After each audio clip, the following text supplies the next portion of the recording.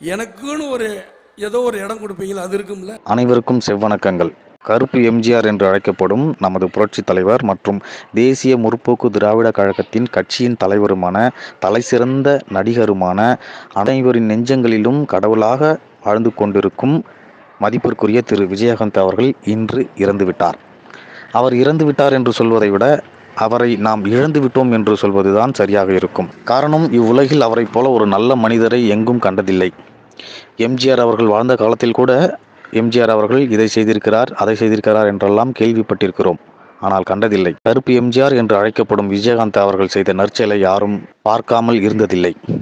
ஏதோ ஒரு காரணங்களால் அவரை நாம் இழந்துவிட்டோம் என்று சுலபமாக சொல்லிவிட்டு கடந்துவிட முடியாது.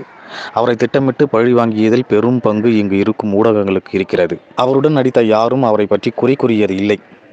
அவர் பல பேருக்கு தாயாகவும் தந்தையாகவும் இருந்து உணவளித்திருக்கிறார். உண்ட மயக்கும் தொண்டனுக்கும் இருக்கிறது என்பதின் பழமொழிக்கு அவரே உதாரணம்.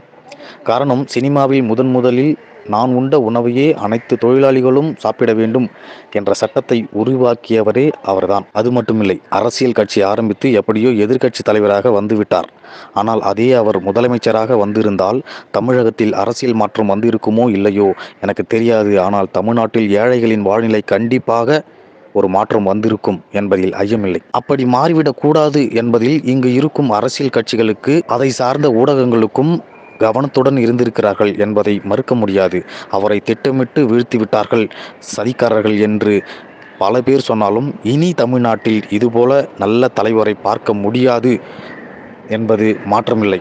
அப்படி ஒரு நல்ல தலைவரை பார்ப்பதற்கு எத்தனை யுகங்கள் ஆகுமோ என்று தெரியாது.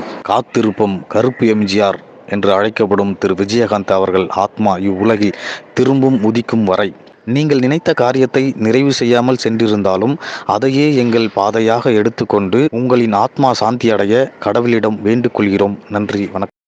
இந்த விஜயகாந்த் வாழ்ந்தான், இருந்தான், வாழ்ந்து கொண்டே இருப்பான். இந்த மக்களுக்காக தான் இருக்கணும் தான் நான் நினைக்கிறேன்.